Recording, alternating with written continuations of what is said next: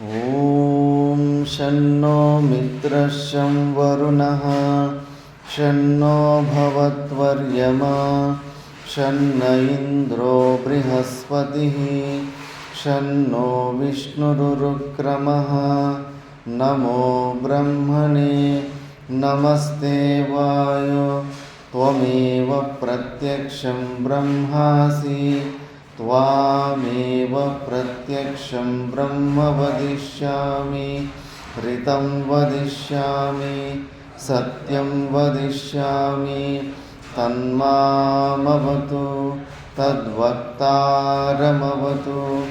अवतु माम् अवतु वक्तारम् ॐ शान्ति शान्ति शान्तिः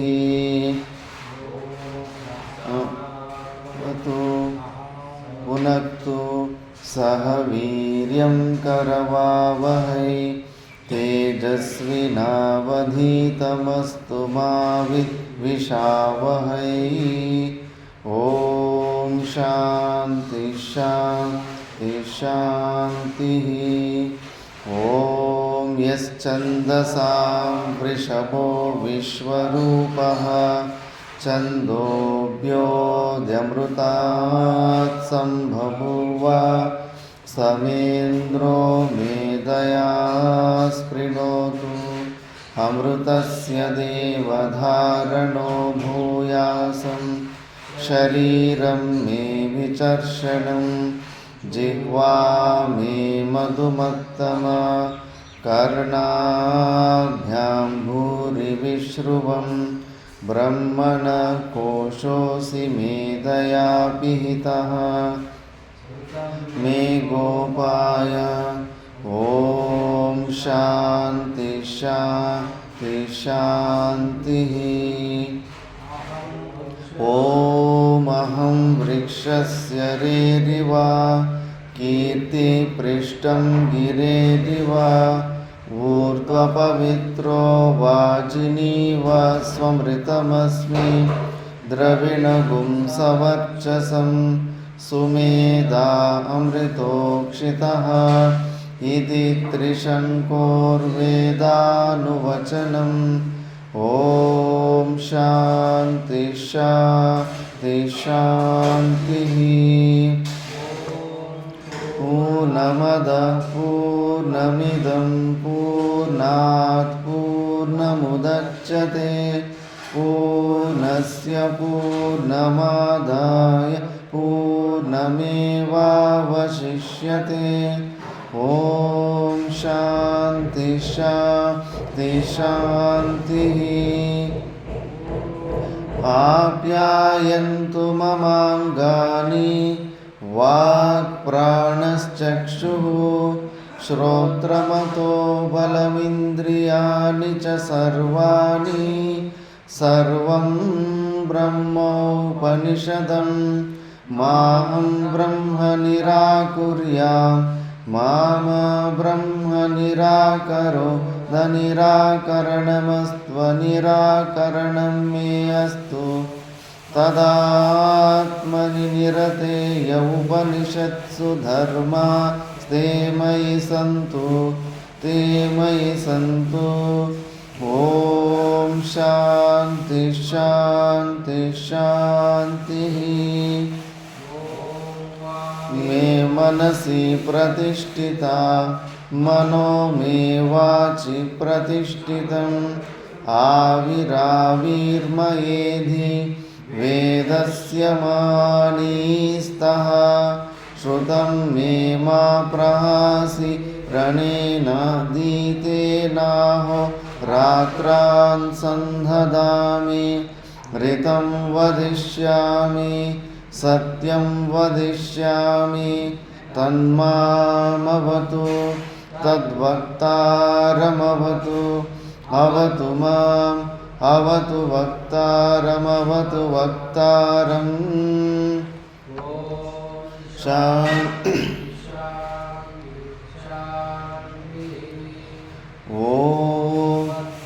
नो अपि वातय मनः ॐ शान्ति शान्ति शान्तिः।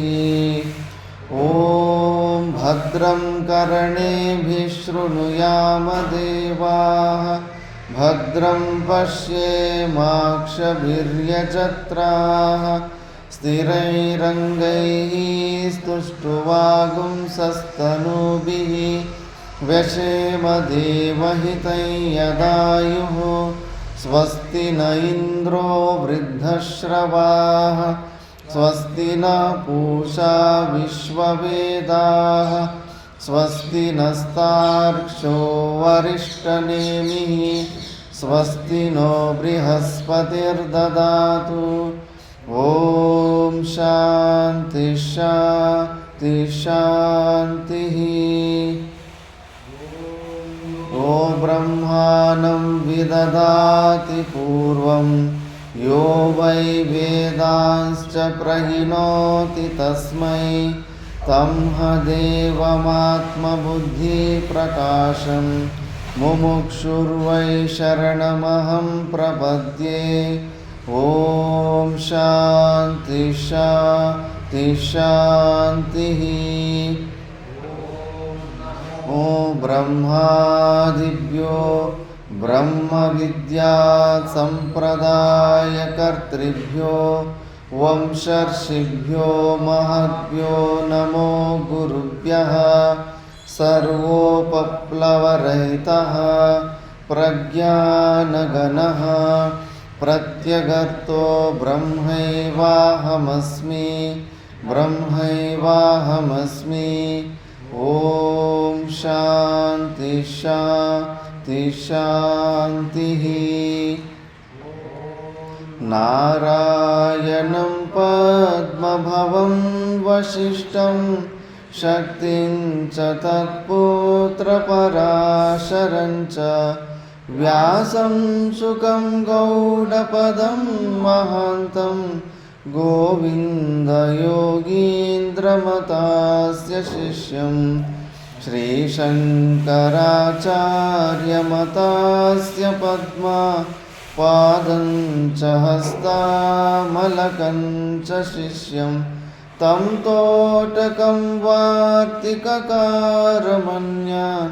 नस्मद्गुरुं सन्ततमानतोऽस्मि। ॐ शान्ति शान्ति शान्तिः। ॐ पार्थाय प्रतिबोधितां भगवता नारायणेन स्वयं व्यासेन ग्रथितां पुराणमुनिना मध्ये महाभारतम् अद्वैतामृतवर्षिणीं भगवतीम् अष्टादशाध्यायिनीम् अम्ब त्वामनुसन्दधामि भगवद्गीते भवद्वेषिणीम्। नमोऽस्तु ते व्यासविशालबुद्धे पुल्लारविन्दायतपत्रनेत्र येन त्वया भारततैलपूर्णः प्रज्वालितो ज्ञानमय प्रदीपः जाताय स्तोत्रवेत्रैकपाणये ज्ञानमुद्राय कृष्णाय गीतामृतदुहे नमः। वसुदेवसुतं देवं कंसचाणूरमर्दनं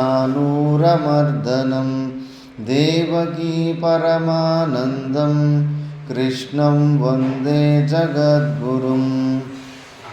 श्मद्रोणतटा जयद्रथजला गान्धारनीलोत्पला शल्यग्राहवती कृपेण वहनी कर्णेन वेलाकुला अश्वत्थामविकर्णघोरमकरा दुर्योधनावर्तिनी सोत्तीर्णा खलु पाण्डवैरननदी कैवर्तकः केशवः। प्राशर्यवचः सरोजममलं गीतार्थगन्धोत्कटं नानाख्यानककेसरं हरिकथा सम्बोधनाबोधितं लोके सज्जनषट्पदैरहरः पेपीयमानं मुदा भूयाद्भारतपङ्कजं कलिमल प्रध्वंसिना श्रेयसे मूकं करोति वाचालं पङ्गुं लङ्घयते गिरिं यत्कृपातमहं वन्दे परमानन्दमाधवं शान्ताकारं भुजगशयनं पद्मनाभं सुरेशं विश्वाधारं गगनसदृशं मेघवर्णं शुभाङ्गं कान्तं कमलनयनं योगिहृद्ध्यानगम्यं वन्दे विष्णुं भवभयहरं सर्वलोकैकनाथं यं ब्रह्मा वरुणेन्द्ररुद्रमरुतः स्तुन्वन्ति दिव्यैस्तवैः वेदैः साङ्गपदक्रमोपनिषदैर्गायन्ति यं सामगाः ध्यानावस्थिततद्गतेन मनसा पश्यन्ति यं योगिनो यस्यान्तं न विदुःसुरासुरगणा देवाय तस्मै नमः देवाय तस्मै नमः। ॐ शान्ति शान्ति शान्तिः। ॐ नारायणः परो व्यक्तात् अण्डमव्यक्तसम्भवम् अण्डस्यान्तस्त्विमे लोकाः सप्तद्वीपा च मेदिनी। ॐ शान्ति शान्ति शान्तिः।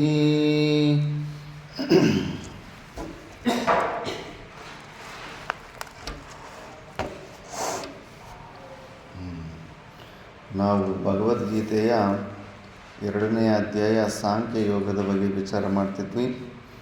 ಇದರಲ್ಲಿ ಅರ್ಜುನನಿಗೆ ಸಮಾಧಿ ಸ್ಥಿತಿ ಬಗ್ಗೆ ಕೃಷ್ಣ ಪರಮಾತ್ಮ ಉತ್ತರ ಕೊಟ್ಟಾಗ ಆ ಸಮಾಧಿ ಸ್ಥಿತಿಯಲ್ಲಿರೋ ಸ್ಥಿತಪ್ರಜ್ಞನ ಲಕ್ಷಣಗಳ ಬಗ್ಗೆ ಕುತೂಹಲ ಹುಟ್ಟುತ್ತೆ.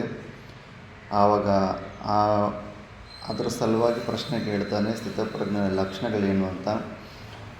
ಆ ಕ್ರಮದಲ್ಲಿ ಪರಮಾತ್ಮ ಸ್ಟಾರ್ಟ್ ಮಾಡ್ದ. ಹಿಂದೆ ಶ್ಲೋಕದಲ್ಲಿ ನಾವು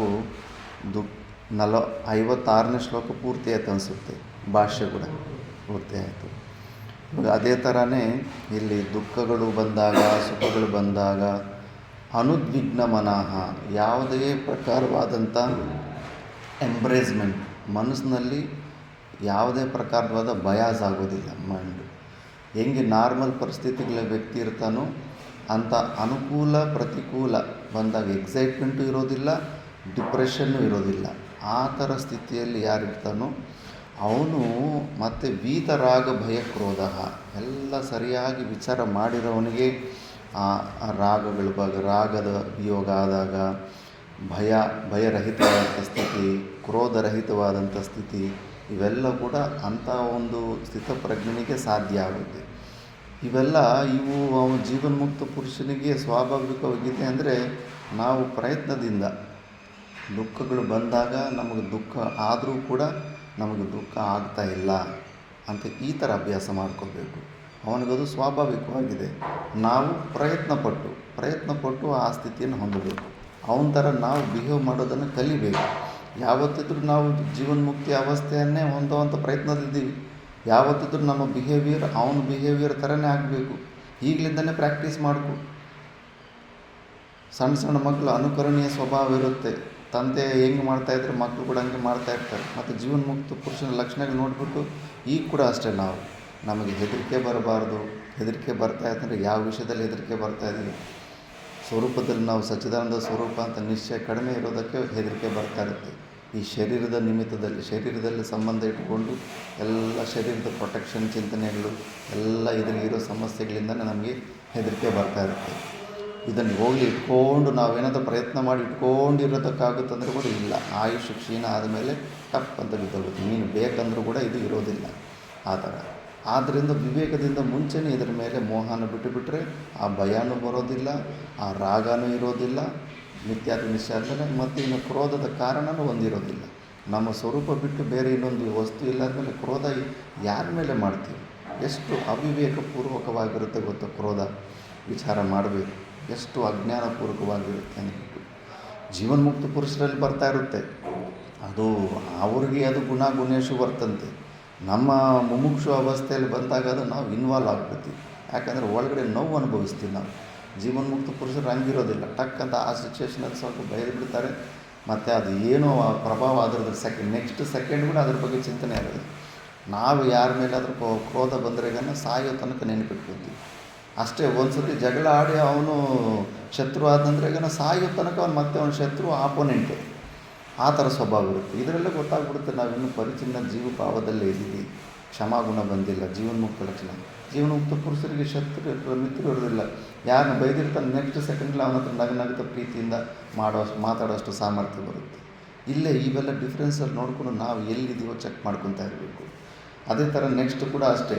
ಮುಖ್ಯವಾಗಿ ಶುಭ ಅಶುಭ ಪ್ರಯತ್ನಗಳನ್ನು ನಿಲ್ಲಿಸ್ಕೊಂಡ್ಬಿಟ್ಟಿರ್ತಾನೆ ಸ್ಥಿತಪ್ರಜ್ಞೆ. ಯಾವುದೇ ಒಂದು ಪ್ರಯೋಜನ ಸಲುವಾಗಿ ಪ್ರಯತ್ನಗಳು ಮಾಡೋದಿಲ್ಲ. ಅವನು ಕೂತಿದ್ದ ಜಾಗದಲ್ಲಿ ಬರ್ತಾ ಇರ್ತಾವೆ. ಪೂರ್ವಜನದ ಪ್ರಾರಂಭದಲ್ಲಿ ಒಳ್ಳೆ ಪುಣ್ಯಗಳು ಮಾಡಿದರೆ ಏನೇನೋ ಬರ್ತಾ ಇರ್ತಾವೆ ತನ್ನ ಪಾಲಿಗೆ. ಅವು ಬಂದಾಗ ಏನು ಹೆಂಗೆ ರಿಸೀವ್ ಮಾಡ್ತಾ ಇದ್ದಾನೆ ಅನ್ನೋದು ಅದರಲ್ಲಿ ಗೊತ್ತಾಗ್ಬಿಡುತ್ತೆ. ಇವನ ಜ್ಞಾನ ನಿಷ್ಠೆ, ಇವನ ವೈರಾಗ್ಯ ಯಾವ ಮಟ್ಟಕ್ಕಿದೆ ಅಂದ್ಬಿಟ್ಟು. ಅದು ನೆಕ್ಸ್ಟ್ ಶ್ಲೋಕದಲ್ಲಿ ಯಸ್ಸರ್ವತ್ರ ನ ವಿಸ್ನೇಹ ತತ್ತತ್ಪ್ರಾಪ್ಯ ಶುಭಾಶುಭಂ ನಾಭಿನಂದತಿ ನ ದ್ವೇಷ್ಟಿ ತಸ್ಯ ಪ್ರಜ್ಞಾ ಪ್ರತಿಷ್ಠಿತಾ. ಯಸ್ಸರ್ವತ್ರ ನ ವಿಸ್ನೇಹ ತತ್ತತ್ಪ್ರಾಪ್ಯ ಶುಭಾಶುಭಂ ನಾಭಿನಂದತಿ ನ ದ್ವೇಷ್ಟಿ ತಸ್ಯ ಪ್ರಜ್ಞಾ ಪ್ರತಿಷ್ಠಿತಾ. ಯಸ್ಸರ್ವತ್ರ ಅಲ್ಲ ಯಹದಲ್ಲಿ ವಿಸರ್ಗ ಇರುತ್ತಲ್ಲ, ವಿಸರ್ಗ ಪಕ್ಕದಲ್ಲಿ ಸಕಾರ ಶಕಾರ ಬಂದಾಗ ಅರ್ಧ ಅಕ್ಷರಗಳ ಥರ ಉಚ್ಚಾರಣೆ ಮಾಡಿದ್ರೆ ಉಚ್ಚಾರಣೆ ಚೆನ್ನಾಗಿ ಬರುತ್ತೆ. ಎಸ್ ಥರ ಯಹ ಅನ್ನುವಾಗ ಎಸ್ ಸರ್ವತ್ರ. ಎಸ್ ಎಸ್ ಇಂಗ್ಲೀಷಲ್ಲಿ ಎಸ್ ಅಂತಾರಲ್ಲ ಆ ಥರ. ಎಸ್ ಸರ್ವತ್ರ ಆ ಥರ. ಸರ್ವತ್ರ ನಾವಿಸ್ನೇಹ ತತ್ಪ್ರಾಪ್ಯ ಶುಭಾಶುಭಂ ನಾಭಿನಂದತಿ ನ ದ್ವೇಷ್ಟಿ ತಸ್ಯ ಪ್ರಜ್ಞಾ ಪ್ರತಿಷ್ಠಿತಾ.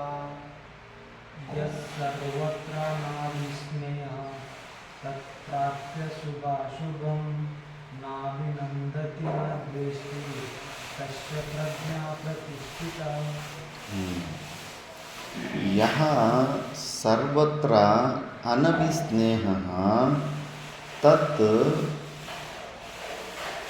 ತತ್ ಶುಭಾಶುಭಂ ಪ್ರಾಪ್ಯ ನ ಅಭಿನಂದತಿ ನ ದ್ವೇಷ್ಟಿ ತಸ್ಯ ಪ್ರಜ್ಞಾ ಪ್ರತಿಷ್ಠಿತಾ.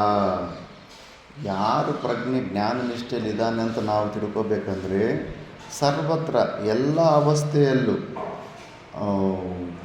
ಅಂದರೆ ಅನುಕೂಲ ಪ್ರತಿಕೂಲ ಹಾನಿ ಲಾಭ ಅಂತ ಎಲ್ಲ ಪರಿಸ್ಥಿತಿಗಳಲ್ಲೂ ಇದ್ದಾಗ ಕೂಡ ಶುಭಾಶುಭ ಪೂರ್ವಜನ್ಮದಲ್ಲಿ ನಾವು ಮಾಡಿರೋ ಪುಣ್ಯಗಳಿಗೆ ಅನುಕೂಲವಾಗಿ ಬೇಡ ಅಂದರೂ ಕೂಡ ತಾನಾಗಿ ತಾನು ಬಂದುಬಿಡ್ತಾ ಇರುತ್ತೆ. ಕೆಲವೊಂದು ಅನುಕೂಲ ಪರಿಸ್ಥಿತಿಗಳು, ರೊಕ್ಕ ಇರ್ಬೋದು, ವ್ಯವಸ್ಥೆ ಇರ್ಬೋದು, ಎಲ್ಲ ಅವು ಬಂದಾಗ ಎಕ್ಸೈಟ್ಮೆಂಟ್ ಯಾವುದೇ ನಾರ್ಮಲ್ಲಾಗಿ ವ್ಯಕ್ತಿ ಅವನ ಹತ್ರ ₹1 ಕೋಟಿ ಬರೋಕ್ಕೆ ಮುಂಚೆ ಹೆಂಗಿದ್ನೋ ಅದೇ ಥರ ಅವನಿಗೆ ₹1 ಕೋಟಿ ಬಂದ ಮೇಲೆ ಕೂಡ ಅದೇ ಥರನೇ ಅದೇ ಪ್ರಕಾರದ ವ್ಯವಹಾರ ಯಾರು ಮಾಡ್ತಾ ಇರ್ತಾನೋ ಅಂದರೆ ಅವನು ಜೀವನ್ಮುಕ್ತಿ ಅವಸ್ಥೆಯಲ್ಲಿದ್ದಾನೆ ಅಂತ. ಯಾವುದೇ ಅವನ ಹತ್ರ ಬಂದು ಏನೋ ಒಂದು ವ್ಯಾಲ್ಯೂ, ಒಂದು ಸಂಪತ್ತಿ ಬಂದ ಮೇಲೆ ಅವನ ಕ್ಯಾರೆಕ್ಟರು, ಅವನ ಸ್ವಭಾವ, ಅವನ ವ್ಯವಹಾರ ಚೇಂಜ್ ಮಾಡಿಕೊಳ್ಳಿಲ್ಲ, ಜಸ್ಟ್ ನಾರ್ಮಲಾಗಿ ಹಂಗೆ ಇದನ್ನೇ ಕಂಟಿನ್ಯೂ ಮಾಡ್ಕೊಂಡು ಬರ್ತಾಯಿದ್ದಾನೆ ಅಂದರೆ ಏನ ಅವನಿಗೆ ಈ ಬಂದಿದ್ದು ಏನು ಶುಭ ಇದೆಯೋ ಅದು ಅದರಿಂದ ಅವನು ಎಫೆಕ್ಟ್ ಆಗಿಲ್ಲ ಅಂತ. ಒಂದು ಸತಿ ಅಶುಭ ಬಂದ್ಬಿಡುತ್ತೆ. ಎಲ್ಲ ಅನುಕೂಲ ಪರಿಸ್ಥಿತಿಗಳಿದ್ದಾಗಲೂ ಒಳ್ಳೆ ನೀತಿ ಮಾತುಗಳು ಹೇಳ್ತಾ ಇರ್ತಾರೆ. ಅವ್ರ ಆಪತ್ತಿ ಪರಿಸ್ಥಿತಿ ಬಂದಾಗ ಈಗ ಅಹಿಂಸಾ ಪರಮೋ ಧರ್ಮ ಅಂತ ಹೇಳ್ತಾ ಇರ್ತಾರೆ, ಹಿಂಸೆ ಮಾಡ್ಬಿಟ್ಟು ಹಂಗೆ ಹಿಂಗೆ ಸಡನ್ನಾಗಿ ಅವ್ರಿಗೆ ಇಲ್ಲಿ ಕೆನ್ನೆ ಮೇಲೆ ಸೊಳ್ಳೆ ಕಳಿಸಿದ್ರೆ ಟಪ್ ಅಂತ ಅಲ್ಲೇ ಹೋಗ್ಬಿಟ್ಟು ಅದನ್ನು ಸಾಯಿಸ್ಬಿಡ್ತಾರೆ. ಯಾಕಂದರೆ ಇಲ್ಲಿ ಪ್ರಾಕ್ಟಿಕಲ್ಲು, ಅವ್ರಿಗೆ ಹಿಂಸೆ ಮಾಡೋಕ್ಕೆ ಬಂದಾಗ ಟಪ್ ಅಂತ ಹೊಡೆದುಬಿಟ್ಟಿದ್ದಾರೆ. ಇನ್ನೊಬ್ಬರಿಗೆ ಹೇಳೋದು ಈಸಿ ಇರುತ್ತೆ, ಬಟ್ ಸ್ವಯಂಗೆ ಅಂಥ ಕ್ಲಿಷ್ಟ ಪರಿಸ್ಥಿತಿಗಳು ಬಂದಾಗ, ಆ ಥರ ಪ್ರತಿಕೂಲ ಪರಿಸ್ಥಿತಿ ಬಂದಾಗ ಧರ್ಮವನ್ನು ಬಿಟ್ಬಿಡ್ತಾರೆ. ಆ ಥರ ಇಲ್ಲ. ಸ್ಥಿತಪ್ರಜ್ಞನು ಅವನಿಗೆ ಶುಭ ಬರಲಿ ಅಶುಭ ಬರಲಿ ಎಕ್ಸೈಟ್ಮೆಂಟು ಇರೋದಿಲ್ಲ, ಅವನು ಮತ್ತೆ ಡಿಪ್ರೆಷನ್ಗೂ ಹೋಗೋದಿಲ್ಲ, ಅವನ ವ್ಯವಹಾರದಲ್ಲಿ ಏನು ಚೇಂಜ್ ಇರೋದಿಲ್ಲ. ಇಲ್ಲಿ 1ನೇ ನಂಬರ್ ಟಿಪ್ಪಣಿಯಲ್ಲಿ ಕೈಲಾಸಾಶ್ರಮದಲ್ಲಿ ಕೊಟ್ಟವ್ರೆ, ಯಸ್ಮಿನ್ ತಾಮಸ ವೃತ್ತಿ ವಿಶೇಷೇ ಸತಿ ಅನ್ಯದೀಯೇ ಹಾನಿವೃತ್ತಿ ಸರ್ವಸ್ಮಿನ್ ಆರೋಪ್ಯತೆ ಸಹ ಅಭಿಸ್ನೇಹ. ಅಭಿಸ್ನೇಹ ಅಂದರೆ ಏನು ಅಂದರೆ ತದ್ಭಾವ ತಾದೃಶಃ ಇತಿ ಮಧುಸೂದನಿ ಟೀಕಾ ಅಂತ. ಯಸ್ಮಿನ್ ಯಾರಲ್ಲಿ ತಾಮಸ ವೃತ್ತಿ ವಿಶೇಷ ಸತಿ ತಮೋಗುಣ ಇದ್ದರೆ ಅನ್ಯದೀಯೇ ಹಾನಿ ವೃತ್ತಿ ಸರ್ವಸ್ಮಿನ್ ಆರೋಪ್ಯತೆ, ಎಲ್ಲರ ಮೇಲೂ ಆರೋಪಗಳು ಮಾಡ್ತಾ ಇರ್ತಾರಂತೆ. ತಮೋಗುಣ ಪ್ರವೃತ್ತಿ ಯಾರಲ್ಲಿ ಜಾಸ್ತಿ ಇರುತ್ತೋ ಆರೋಪ, ಅವರ ದುಃಖಕ್ಕೆ ನಿಮಿತ್ತಗಳು ಎಲ್ಲ ಯಾವಾಗಲೂ ಹೊರಗಡೆನೆ.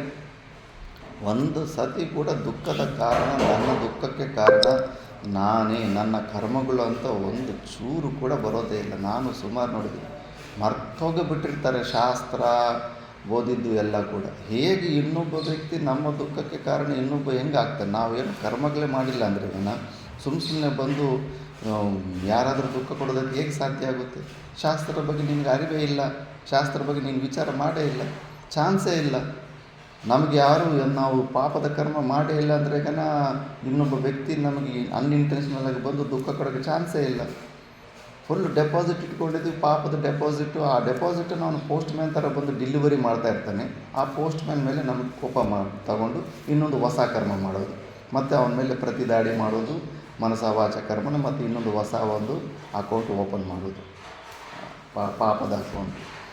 ಇಲ್ಲ, ಶಾಸ್ತ್ರದ ಬಗ್ಗೆ ಇನ್ನೂ ವಿಚಾರ ಆಗಿಲ್ಲ, ಪ್ರಾರಬ್ಧನ ಸ್ವೀಕಾರ ಮಾಡೋದು ಇನ್ನೂ ಅಂಗೀಕಾರ ಆಗಿಲ್ಲ. ಸುಮ್ಮನೆ ಬರುತ್ತೆ. ಹೆಂಡತಿ ಆಗಲಿ, ಮಕ್ಕಳಾಗಲಿ, ನಮ್ಮ ಸುತ್ತಮುತ್ತಲ ಜನರಾಗಲಿ ಎಲ್ಲ ಪೋಸ್ಟ್ ಮ್ಯಾನ್ಗಳಷ್ಟೇ. ಇಷ್ಟೇ ಮಾಡಿದ್ದೀವಿ, ಪುಣ್ಯ ಪಾಪಗಳು ಇಷ್ಟೇ ಮಾಡ್ಕೊಂಡಿದ್ದೀವಿ, ಅವೆಲ್ಲ ಅನುಭವಿಸ್ಬೇಕು ಪ್ರೀತಿಯಿಂದ. ಹೌದಪ್ಪ, ನನ್ನ ಪಾಲು ನಾನು ಏನೆಲ್ಲ ಮಾಡಿದ್ರೆ ಅದು ವಾಪಸ್ ಬರ್ತಾಯಿದೆ ಅಂದ್ಬಿಟ್ಟು ಪ್ರೀತಿಯಿಂದ ಅದು ಜೀರ್ಣ ಮಾಡ್ಕೊಂಡ್ಬಿಟ್ರೆ ಅದು ಎಂಡ್ ಆಗಿಬಿಡುತ್ತೆ. ಎಲ್ಲೂ ಹೋದ್ರೂ ಕೂಡ ಮತ್ತೆ ಅಂಥ ಕಂಡೀಷನ್ನೇ ಬರ್ತಾ ಇರುತ್ತೆ. ಜೀವನ್ಮುಕ್ತ ಪುರುಷನು ಆ ಥರ ದುಃಖದ ನಿಮಿತ್ತಗಳು ಹೊರಗಡೆ ಅವನು ತೋರಿಸ್ಕೊಳ್ಳೋದಿಲ್ಲ. ಟೀಕಾಕಾರರು ಬರೆದಿದ್ದಾರೆ, ಪ್ರಾರಬ್ಧ ಕರ್ಮಾನುಸಾರಂ ಇತ್ಯರ್ಥಃ. ಪ್ರಾರಬ್ಧ ಕರ್ಮಾನುಸಾರದಿಂದ ಇವೆಲ್ಲ ಬರ್ತಾ ಇರ್ತವೆ ಅಂದ್ಬಿಟ್ಟು ಸ್ವೀಕಾರ ಮಾಡಿಬಿಟ್ಟು ಅವನು ಯಾವುದರಲ್ಲೂ ಕೂಡ ತುಂಬ ಅನುಕೂಲ ಪರಿಸ್ಥಿತಿ ಬಂದಾಗ ಆ ಸ್ಥಿತಿ ಬಗ್ಗೆ ತುಂಬ ಒಲವು, ಅಭಿಸ್ನೇಹ ಮಾಡೋದು, ಮತ್ತು ಈ ಥರ ಪ್ರತಿಕೂಲ ಬಂದಾಗ ಅನಭಿಸ್ನೇಹ, ತುಂಬ ಸಿಕ್ಕಾಪಟ್ಟೆ ತಲೆ ಕೆಡಿಸ್ಕೊಳ್ಳೋದು, ಅವೆಲ್ಲ ಏನಿಲ್ಲ. ಅವನಿಗೆ ತಲೆ ಕೆಡಿಸೋ ಅಂಥದ್ದು ವಿಷಯ ಮಿಥ್ಯಾ ಜಗತ್ತಲ್ಲಿ ಇರೋದೇ ಇಲ್ಲ. ಮಿಥ್ಯಾ ಜಗತ್ತು ನಮ್ಮನ್ನು ತಲೆ ಕೆಡಿಸಿ ನಮ್ಮನ್ನು ಡಿಸ್ಟರ್ಬ್ ಮಾಡೋ ಸಾಮರ್ಥ್ಯನ ಹೊಂದಿದೆ ಅಂದರೆ ಇನ್ನೂ ವೀಕ್ ಪೊಸಿಷನಲ್ಲಿದ್ದೀವಿ. ಆ ವೀಕ್ ಪೊಸಿಷನಲ್ಲಿದ್ದಾಗ ಯಾರು ಬೇಕಾದರೂ ಆಟ ಆಡಿಸ್ತಾರೆ, ಎಲ್ಲಿ ಬೇಕಾದರೂ ಆಟ ಆಡಿಸ್ತಾರೆ ಪ್ರಪಂಚದಲ್ಲಿ. ಪ್ರಾಣಿ ಪಕ್ಷಿಗಳು ಏನೋ ಸಣ್ಣ ಸಣ್ಣ ಮೂಗು ಜೀವಿಗಳು ಕೂಡ ನಮ್ಮನ್ನು ಡಿಸ್ಟರ್ಬ್ ಮಾಡುವಷ್ಟು ಸಾಮರ್ಥ್ಯ ಹೊಂದಿರ್ತಾರೆ. ಅದನ್ನು ನಮ್ಮ ಜ್ಞಾನ ನಿಷ್ಠೆ ಇತ್ತು ಅಂದ್ಕೊಳ್ಳಿ, ಇನ್ನು ಯಾರು ಏನು ಟಚ್ ಕೂಡ ಮಾಡೋದಕ್ಕಾಗೋದಿಲ್ಲ. ಅದನ್ನು ಟೀಕಾದಲ್ಲಿ ನೋಡೋಣ. ದುಃಖೇಶು ಆಧ್ಯಾತ್ಮಿಕಾದಿಷು ಪ್ರಾಪ್ತೇಷು ನ ಉದ್ವಿಗ್ನಂ ನ ಪ್ರಕ್ಷುಭಿತಂ ದುಃಖ ಪ್ರಾಪ್ತೋ ಮನಃ ಯಸ್ಯ ಸಹ ಅಯಂ ಅನುದ್ವಿಗ್ನ ಮನಃ ತಥಾ ಸುಖೇಷು ಪ್ರಾಪ್ತೇಷು ವಿಗತಾ ಸ್ಪೃಹ ತೃಷ್ಣಾ ಯಸ್ಯ ನ ಅಗ್ನಿಃ ಇವ ಇಂಧನಾದಿ ಆದಾನೆ ಸುಖಾನಿ ಅನುವಿವರ್ಧಂತೆ ಸಹ ವಿಗತಸ್ಪೃಹಃ वीतरागभयक्रोधः रागश्च भयञ्च क्रोधश्च वीता विगता यस्मात् सः वीतरागभयक्रोधः स्थितधीः स्थितप्रज्ञः मुनिः सन्यासी तदा उच्यते.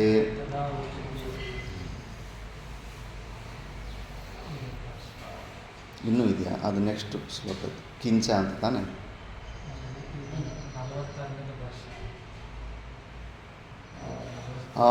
ಇದು ಈ ಭಾಷೆಗಳು ಆಗೋಗಿದೆ ಅನಿಸುತ್ತೆ. ಇದು ಆಗೋಗಿದೆ ಇದು. ಸರಿ ಸರಿ. ಯಹ ಮುನಿ ಸರ್ವತ್ರ ದೇಹಜೀವಿತಾದಿಷು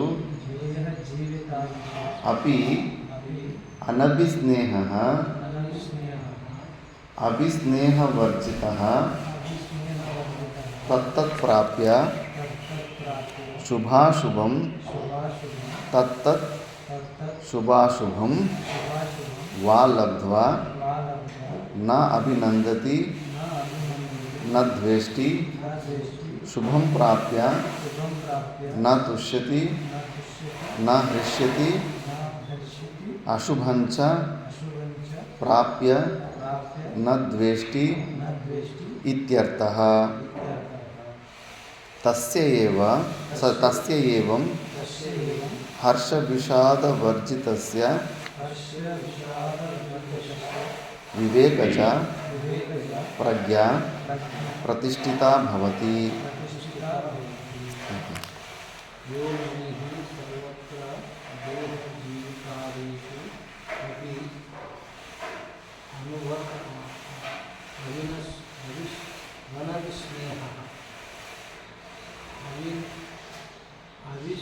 अविस्नेहवर्जितः तत्प्राप्य शुभ अशुभं तत्तत् शुभम अशुभम वा लब्ध्वा न अभिनंदति न द्वेष्टि शुभम प्राप्य न तुष्यति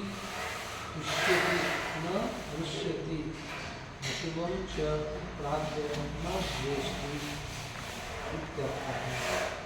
तस्य एवं ईर्ष्य हर्ष विषाद वर्जितस्य विवेकज प्रज्ञा प्रतिष्ठिता भवति. किंच यो मुनिः सर्वत्र देहजीवितादिषु अपि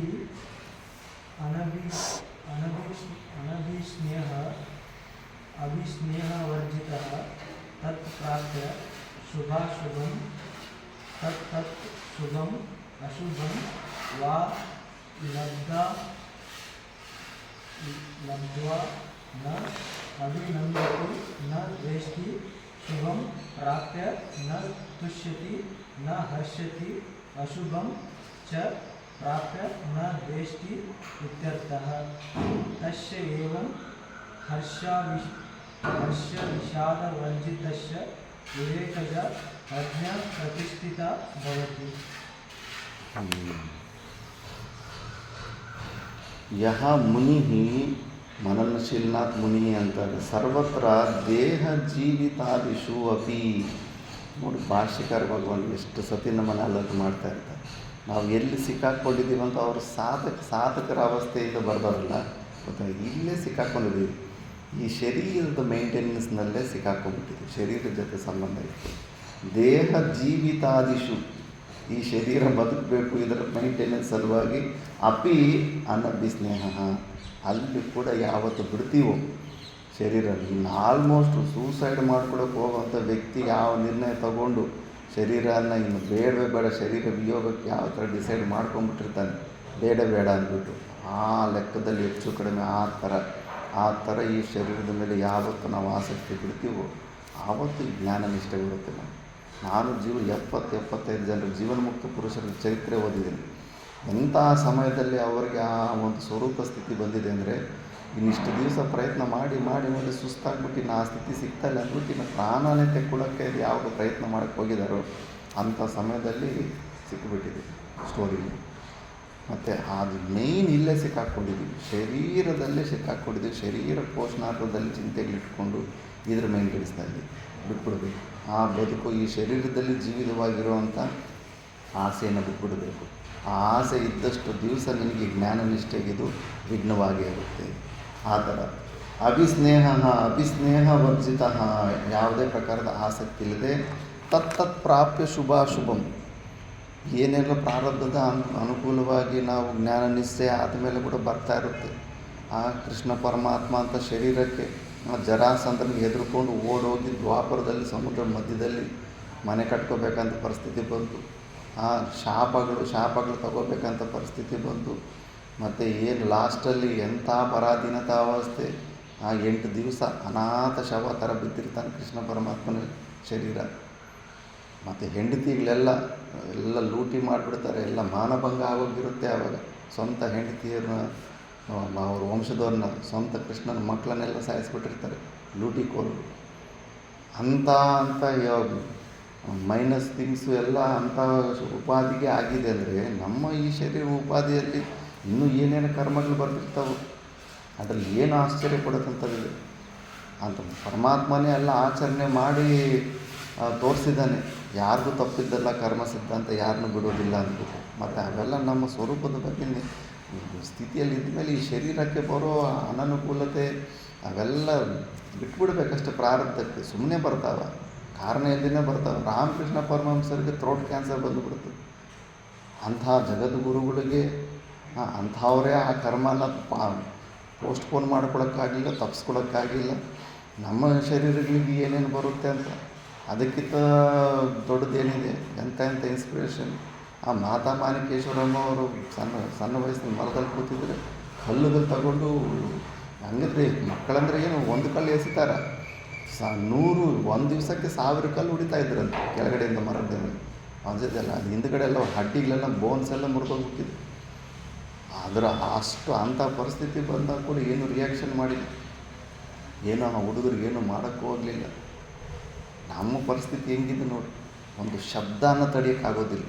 ಒಂದು ಶಬ್ದ, ಇನ್ನೊಬ್ಬರಿಂದ ಬರೋಂಥ ಒಂದು ಶಬ್ದಕ್ಕೆ ಶೇಕ್ ಆಗಿಬಿಡ್ತೀವಿ. ಇನ್ನು ಕಾಯಿಕ ಹಿಂಸೆ ಮಾಡಿದ್ರೇನು ಇನ್ನೇನೇನು ಆಗ್ಬಿಡುತ್ತೇನೋ, ಪ್ರಲಯನೇ ಆಗಿಬಿಡುತ್ತೆ. ಇದು ಸ್ಥಿತಪ್ರಜ್ಞರ ಲಕ್ಷಣ. ಸುಮ್ಮನೆ ಅಹಂಕಾರ ಕೊಡೋ ಜ್ಞಾನ ನಿಷ್ಠೆಯ ಅಹಂಕಾರದಿಂದ ಏನು ಪ್ರಯೋಜನ ಇಲ್ಲ. ಪ್ರಾಕ್ಟಿಕಲ್ಲಾಗಿ ನೀನು ವ್ಯವಹಾರದಲ್ಲಿ ನೀನು ಇಂಥ ಪರಿಸ್ಥಿತಿಗಳು ಬಂದಾಗ ನೀನು ಕೂಲಾಗಿ ಇರಲಿಲ್ಲ, ರಿಯಾಕ್ಟ್ ಆಗ್ತಿದೆ ಅಂದ್ರೆ ಹೋಯ್ತು, ಎಲ್ಲ ಏನೂ ಇಲ್ಲ ಜ್ಞಾನ ಅಂತ ಅರ್ಥ. ಅದು ಸುಮ್ಮನೆ ಇನ್ಫಾರ್ಮೇಷನ್ ರೂಪದಲ್ಲಿದೆ, ಪ್ರಾಕ್ಟಿಕಲ್ಲಾಗಿ ಆಚರಣೆಯಲ್ಲಿ ಇನ್ನೂ ಬಂದೇ ಇಲ್ಲ ಅಂದ್ಬಿಟ್ಟು. ಜೀವನ್ಮುಕ್ತ ಪುರುಷರ ಚರಿತ್ರೆ ಓದ್ತಾ ಇರಬೇಕಾವಾಗ ಇವೆಲ್ಲ ಇನ್ಸ್ಪಿರೇಷನ್ ಬರುತ್ತೆ. ತಲೆ ಮೇಲೆ ಸಿದ್ಧಾರೂಢ ಅವ್ರಿಗೆ ತಲೆ ಮೇಲೆ ಬೆಂಕಿ ಇಡ್ತಾರೆ. ಏನದು ಸಣ್ಣ ವಿಷಯನ ತಲೆ ಮೇಲೆ ಬೆಂಕಿ ಇಡೋದು. ಆ ಬೆಂಕಿ ಸ್ವಲ್ಪ ಅದು ಕೂದಲ ಮೇಲೆ ಇಟ್ಟ ತಕ್ಷಣ ಸರ್ರಂತ ಬೆಂಕಿಗೆ ಸುಟ್ಟೋಗ್ಬಿಡುತ್ತೆ. ಈ ಭಾಗದಲ್ಲಿ ಒಂದು ಚೂರು ಇರಿಟೇಷನ್ ಆದರೂ ಕೂಡ ಭಯಂಕರ ನೋವಿರುತ್ತೆ ತಲೆ ಭಾಗದಲ್ಲಿ. ಅಂಥದ್ದು ಕೆಂಡಾನೇ ತಲೆ ಮೇಲೆ ಇಟ್ಕೊಂಡಿದ್ದಾನಂದ್ರೆ ಎಷ್ಟು ಪ್ರೀತಿಯಿಂದ ಪ್ರಾರಬ್ಧಕ್ಕೆ ಶರೀರನ ಬಿಟ್ಬಿಟ್ಟಿರ್ತಾರೆ. ಅದಲ್ಲ ನಿಜವಾದ ಜ್ಞಾನ ಸ್ಥಿತಿ. ನಮಗೆ ಆ ಥರ ಸ್ಥಿತಿ ಬಂದಿದೆಯಾ? ಇಲ್ಲ. ಆ ಥರ ಪ್ರಯತ್ನ ಮಾಡಬೇಕು. ನಮಗೇನಾದರೂ ಹೊರಗಡೆಯಿಂದ ಆ ಥರ ಬರ್ತಾ ಇದ್ದಾಗ ಅವ್ರ ಥರ ನಾವು ಸ್ವಲ್ಪ ಆ್ಯಕ್ಟಿಂಗ್ ಆದರೂ ಮಾಡ್ಕೊತಾ ಇರಬೇಕು. ಯಾವತ್ತೋ ಒಂದು ದಿವಸ ಆ ಸ್ಥಿತಿಗೆ ಹೋಗ್ತೀವಿ ಅಂದ್ಬಿಟ್ಟು ರಿಯಾಕ್ಷನ್ ಮಾಡೋದು ನಿಲ್ಲಿಸ್ಬಿಡ್ಬೇಕು. ಸ್ವೀಕಾರ, ಸುಖ ದುಃಖ ಅವಮಾನ ಎಲ್ಲ ಕೂಡ ಸ್ವೀಕಾರ ಮಾಡಿ ಈ ಹೊಸ ಅಭ್ಯಾಸ ಮಾಡಬೇಕು. ನಮ್ಮ ಊರುಗಳಿದೆ ಹೇಳ್ತಿದ್ರು, ಹೊಸ ಊಟ ತಿನ್ನೋದು ಅಭ್ಯಾಸ ಮಾಡ್ಕೊಳ್ಳಿ. ಬೈಗಳು, ನಿಂದೆಗಳು, ಅವಮಾನ ಇವು ಅನುಭವಿಸೋದು ಸಾಧಕರು ಹೊಸ ಅಭ್ಯಾಸ ಮಾಡ್ಕೋಬೇಕು. ಆವಾಗ ಶಾಂತಿಯಿಂದ ಇರೋದಕ್ಕೆ ಚಾನ್ಸ್ ಆಗುತ್ತೆ. ಯಾಕಂದರೆ ಈ ಅಭ್ಯಾಸ ಇಲ್ಲವಲ್ಲ. ಅನಾದಿ ಕಾಲದಿಂದ ಬುಸ್ ಅಂದರೆ ಬುಸ್ ಅಂತ 2 ಸತಿ ಅಂತಿರ್ತೀವಿ. ಒಬ್ಬ ವಾಚಕವಾಗಿ ಒಂದು ಏನೋ ಮಾತಂದ್ರಾಗ ನಾವು ರಿವರ್ಸಾಗಿ 4-5 ಮಾತು. ಆ ಥರ ಸ್ವಭಾವದಿಂದ ಬಂದಿರೋರಿಗೆ ಎಲ್ಲಿ ಸಹನ ಶಕ್ತಿ ಬಗ್ಗೆ ಅದು ಯಾರು ಕಲ್ತ್ಕೊಡೋದೇ ಇಲ್ಲ. ಸ್ವಾಭಿಮಾನ ಅಂತ ಒಂದು ಹೆಸರು ಬಂದ್ಬಿಡುತ್ತೆ. ಮತ್ತು ಸ್ವಾಭಿಮಾನ ಹಿಂಗೆ ಅಂದ್ಬಿಟ್ಟು ಅವೆಲ್ಲ ಅಹಂಕಾರನೇ. ಸ್ಥಿತಪ್ರಜ್ಞೆ ಪುರುಷನಲ್ಲಿ ಅವೆಲ್ಲ ಏನು ಇರೋದಿಲ್ಲ. ವ್ಯವಹಾರದಲ್ಲಿ ಗೊತ್ತಾಗ್ಬಿಡುತ್ತೆ ನೀನು ಯಾವ ಸ್ಥಿತಿಯಲ್ಲಿದೆಯಾ ಅಂದ್ಬಿಟ್ಟು.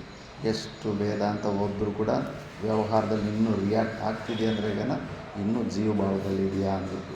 ಅವರು ಮಹಾಪುರುಷರು ಶುಭ ಅಶುಭಂ ತತ್ತ ಶುಭಾಶುಭಂ ವಾಲಬ್ಧ ನಾ ಅಭಿನಂದತಿ.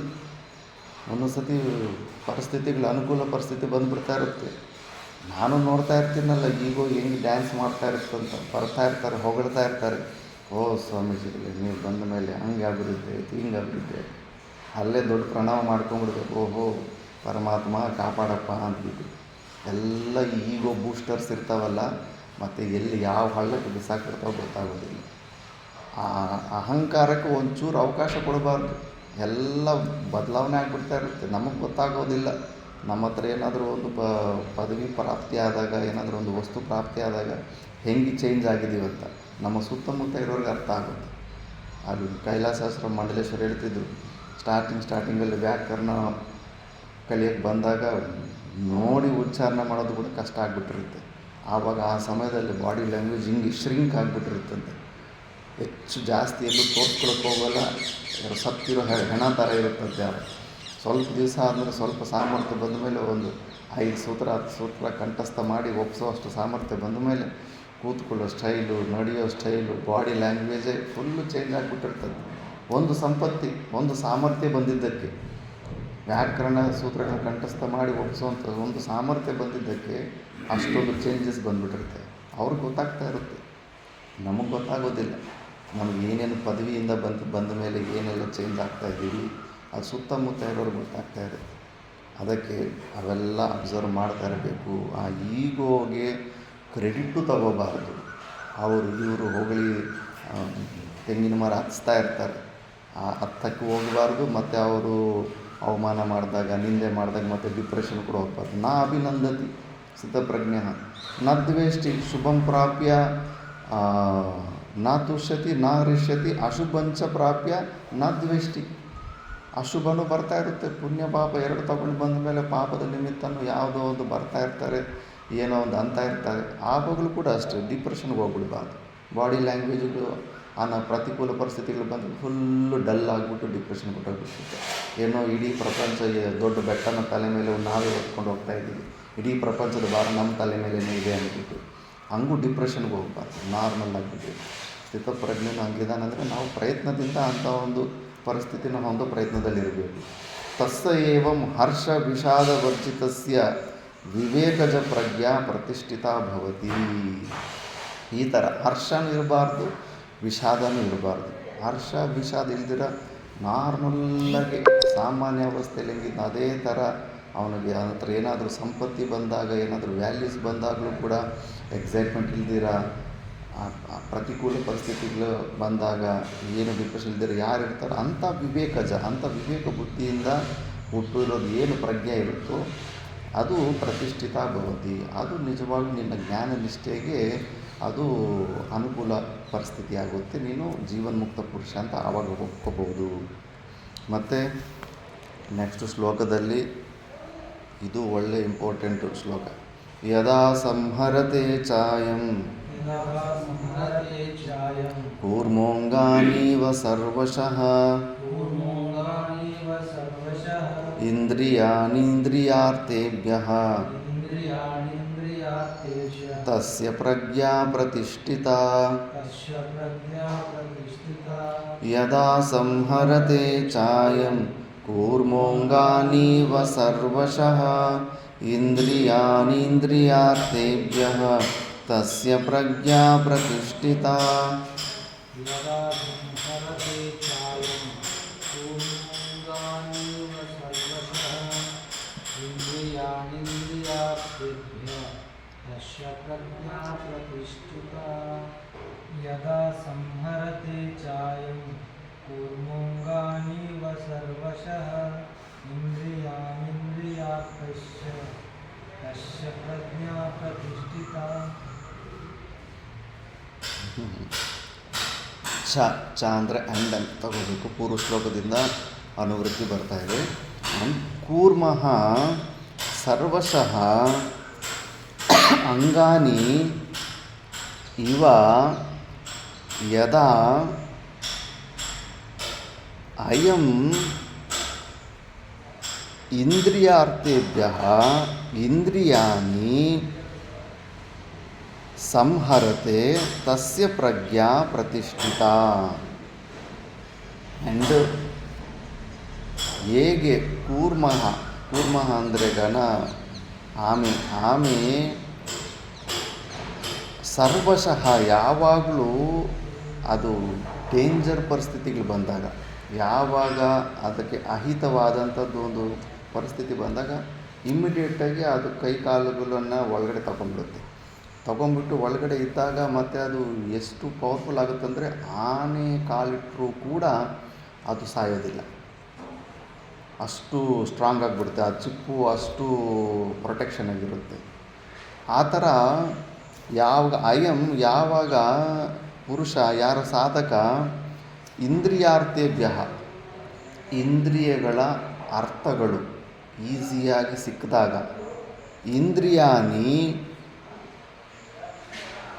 ಇಂದ್ರಿಯಾರ್ಥೇಭ್ಯ ಇಂದ್ರಿಯಾಣಿ ಸಂಹರತೆ ತಸ್ಯ ಪ್ರಜ್ಞಾ ಪ್ರತಿಷ್ಠಿತ. ಇಂದ್ರಿಯ ಅರ್ಥಗಳು ಬಂದಾಗ ಯಾವನು ಅದೇ ಥರ ಕಂಟ್ರೋಲ್ ಆಗಿಬಿಡ್ತಾನೆ.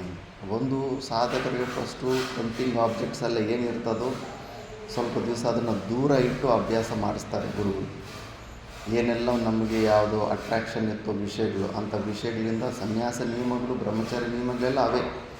ಆ ಒಂದು ಟೆಂಪ್ಟಿಂಗ್ ಆಬ್ಜೆಕ್ಟಿಂದ ಒಂದು ಎಂಥ ಆಶ್ರಮ ವಾತಾವರಣ ಅಂದ್ರೇ ಅಂಥ ಟೆಂಪ್ಟಿಂಗ್ ಆಬ್ಜೆಕ್ಟ್ಗಳಿಂದ ದೂರ ಇರೋವಂಥ ಪ್ರದೇಶ. ಆ ಥರ ಕೆಲವು ದಿವಸ ಅಭ್ಯಾಸ ಮಾಡಿದ ಮೇಲೆ ಮತ್ತೆ ಆ ಆಬ್ಜೆಕ್ಟ್ಗಳು ಮಧ್ಯದಲ್ಲೇ ಅಭ್ಯಾಸ ಮಾಡಿಸ್ತಾರೆ. ಯಾಕಂದರೆ ಅದು ಇಷ್ಟು ಅಭ್ಯಾಸ ಮಾಡಿದ ಮೇಲೆ ಕೂಡ ಇನ್ನೂ ಹೊರಗಡೆ ಇರೋ ಆ ವಿಷಯಗಳು ಇನ್ನೂ ನಮ್ಮನ್ನು ಅಟ್ರ್ಯಾಕ್ಟ್ ಮಾಡೋ ಸಾಮರ್ಥ್ಯ ಇದೆಯಾ ಇಲ್ಲ ಅಂತ. ಸಾಕ್ರೆಟಿಸ್ ಕೂಡ ವಿಂಡೋ ಶಾಪಿಂಗ್ ಮಾಡ್ತಿದ್ದ, ಚೆಕ್ ಮಾಡ್ತಿದ್ದ, ಇನ್ನೂ ಈ ಪ್ರಪಂಚದಲ್ಲಿ ನನ್ನ ಮನಸ್ಸನ್ನು ಸೆಳೆಯುವಂಥ ಪದಾರ್ಥಗಳೇನಾದರೂ ಇದೆಯಾ ಅಂದ್ಬಿಟ್ಟು. ಆವಾಗ ಏನಾದರೂ ವಿಷಯಗಳು ಎದುರಿಚ್ಚ ಲಾಭ ಸಂತುಷ್ಟ ಅಂತ ಭಗವದ್ಗೀತೆಯಲ್ಲಿ ಬಂದಿದೆ. ಪೂರ್ವ ಜನ್ಮ ಎಲ್ಲ ಮಾಡಿರೋ ಪುಣ್ಯ ಫಲದಿಂದ ಎಷ್ಟೋ ಏನೇನೋ ಸ್ವಲ್ಪ ಈಸಿಯಾಗಿ ಬಂದುಬಿಡ್ತಾ ಇರ್ತವೆ ನಮ್ಮ ಮುಂದೆ ಆ ಭೋಗಗಳು ಬಂದಾಗ ಕೂಡ ಅವನ ಶರೀರ ನಿರ್ವಹಣೆಗೆ ಎಷ್ಟು ಮಿನಿಮಮ್ ಅವಶ್ಯಕತೆ ಇರುತ್ತೋ ಅಷ್ಟು ಬಿಟ್ಟು ಅಧಿಕವಾಗಿ ಅವನು ಸ್ವೀಕಾರ ಕೂಡ ಮಾಡೋದಿಲ್ಲ. ಆಟೋಮೆಟಿಕ್ ಇಂದ್ರಿಯಗಳನ್ನು ಕಂಟ್ರೋಲ್ ಮಾಡ್ಕೊಂಡ್ಬಿಡ್ತಾನೆ. ಯಾರಿಗೆ ಆ ಶರೀರ ನಿರ್ವಹಣೆಗಿಂತ ಅತಿ ಹೆಚ್ಚು ಪರಿಗ್ರಹ ಮಾಡ್ತಾ ಇರ್ತಾನೋ ಅವನಿಗಿನ್ನೂ ಈ ಸಾಮರ್ಥ್ಯ ಬಂದಿಲ್ಲ. ಅನಾತ್ಮ ವಸ್ತುವನ್ನು, ಬೇಡವಾದಂಥ ವಸ್ತುವನ್ನು ತಿರಸ್ಕಾರ ಮಾಡುವ ಸಾಮರ್ಥ್ಯ ಬಂದಿಲ್ಲ ಅಂತ ಅದು ಕೂಡ ವ್ಯವಹಾರದಲ್ಲಿ ಗೊತ್ತಾಗಬೇಕು. ಅದಕ್ಕೆ ವೇದಾಂತ ಓದೋದ ಮೇಲೆ ನಿನ್ನ ಇಚ್ಛೆಗಳ ಸೈಜು, ಸಂಕಲ್ಪಗಳ ಸೈಜು ಇವೆಲ್ಲ ಹೆಚ್ಚು ಆಗ್ತಾ ಹೋಗ್ತಾ ಇದೆ ಅಂದ್ರೆ ನೀನು ಬಿದ್ದಿದೆಯಾ ಅಂದ್ಬಿಟ್ಟು. ಅದೇ ಮತ್ತು ತಾನಾಗಿ ತಾನು ಪಾಲಿಗೆ ಬಂದಿದ್ದೆಲ್ಲ ಸ್ವೀಕಾರ ಮಾಡ್ಕೊಂಡು ಹೋಗ್ತಾ ಇದ್ರೆ ನಿನಗಿನ್ನೂ ಆಸಕ್ತಿ ಇಲ್ಲ. ಆ ವಿಷಯದಿಂದ ಉಪಭೋಗ ಸಾಕತ್ತು ಹೋಗ್ಬಿಟ್ಟು ಇದೆ ನಿನಗೆ.